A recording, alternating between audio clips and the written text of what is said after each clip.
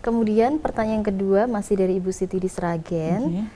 Ini Bu Siti ini ada rencana, kan ini sudah punya anak, kemudian rencana misalnya dia nanti kuliah, kemudian anaknya ini dijaga oleh mertuanya begitu. Nah, yang jadi persoalan ini mertuanya belum mengaji begitu. Ini satu rumah dengan mertua atau bukan?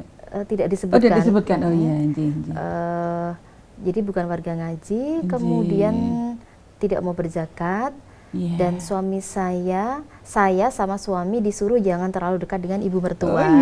Begitu. Nah, ini yang jadi pertanyaan, bagaimana sikap saya terhadap anak saya kepada ibu mertua? Begitu.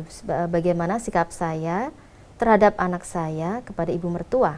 Kemudian ini juga ada tambahan tidak satu rumah. Oh, tidak satu rumah. Oh, yang pertama mungkin ya dalam kehidupan kita bersuami istri kan, kalau suami salah kita punya kewajiban untuk meluruskan. Mohon maaf nggak sependapat dengan suami Mbak Ida ya.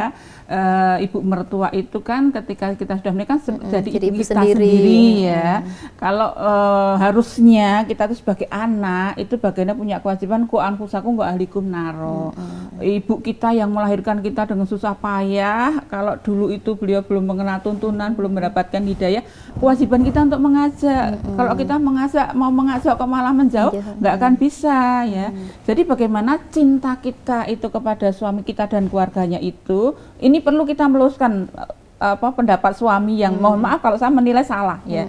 Ibu seperti itu justru kita harus mendekati bagaimana diajak kepada kebaikan, yang tadinya nggak mau berzakat jadi mau berzakat, yang tadinya nggak mau pakai jilbab jadi mau pakai jilbab. Itu ya dengan kita dekat dengan beliau, mendekati beliau, menyayangi beliau seperti ibu sendiri, anggap seperti ibu sendiri. Kalau memang kadang suami tahu, oh ibuku kalau diluruskan nggak mau, kita jangan meluruskan dulu aja, kita deket dulu. Ya, kalau kita menjauh terus nggak mungkin akan kita bisa meluruskan. Kita deket dulu, kita menjadi orang yang deket di hati ibu dulu, sering berkunjung, sering ya alhamdulillah tadi ada sarana cucunya dititipkan ke ibu, berarti ada sarana ke sana.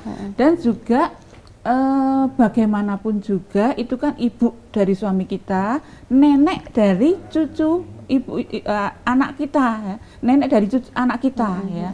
Jadi kadang banyak kasus itu malah justru cucu-cucu ini bisa membawa nenek yang tadinya nggak sholat jadi sholat, nenek yang tadinya nggak pakai jilbab jadi pakai jilbab ya. Nanti bisa saja kita titip anak tetap sana, ibu ini titip cucu, biasanya ibu itu seneng ya, seorang nenek itu seneng ketika dapat titipan cucu ya. Ibu titip cucu ya bu ya, mohon disayang, mohon dinasihati kalau cucu nanti salah. Nanti dalam perjalanan waktu, mudah-mudahan cucu inilah nanti yang bisa membawa nenek tadi yang tidak suka berzakat, tidak suka ngaji ya, itu menjadi nenek yang suka ngaji ya. Kita sambil memohon kepada Allah, karena memang hidayah itu yang berkuasa memberikan kan Allah Mbak Ida ya.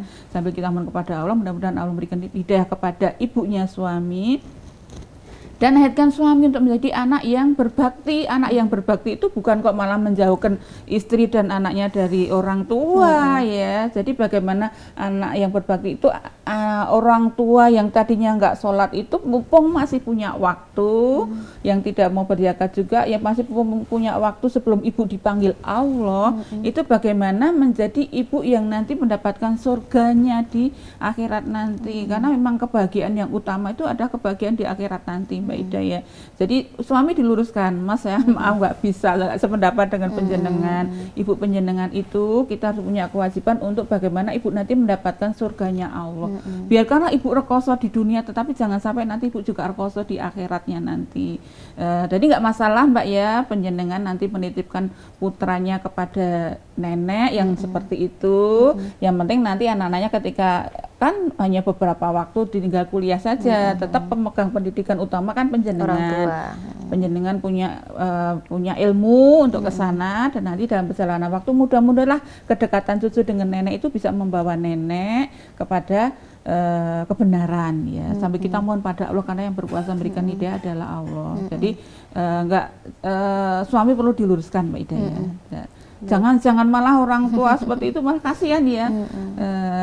Justru tidak ada yang menasihati. Tidak ada yang menasihati. Padahal kadang justru yang bisa membawa orang tua itu kepada kebahagiaan malah kadang anak-anaknya, cucunya. Ya, berarti tetap kalau mau menitipkan tidak nggak masalah. Dan ini malah justru jadi jembatan untuk mendekatkan diri ke orang tua. Mudah-mudahan jadi jembatan mengajak orang tua kepada kebaikan. Ya. Kadang kan gitu Mbak, anaknya kan nanti anaknya kita sekolahkan di PAUD yang Islami yang mengucapkan nanti ketika sholat Simbah diajak sholat dik, Simbah diajak dik.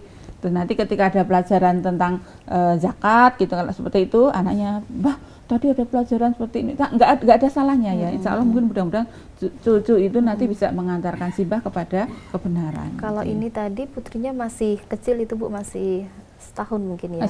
Masih setahun, ya, nggak masalah ya, nggak masalah. Ya nanti sambil perjalanan kita nanti kita sampaikan aja, Ibu tadi ada pelajaran, atau nggak usah seperti itu.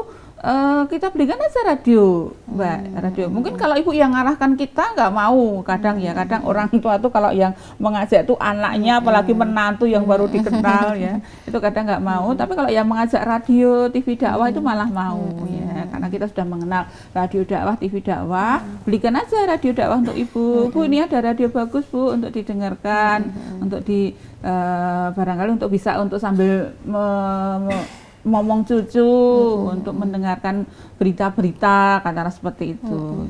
Baik.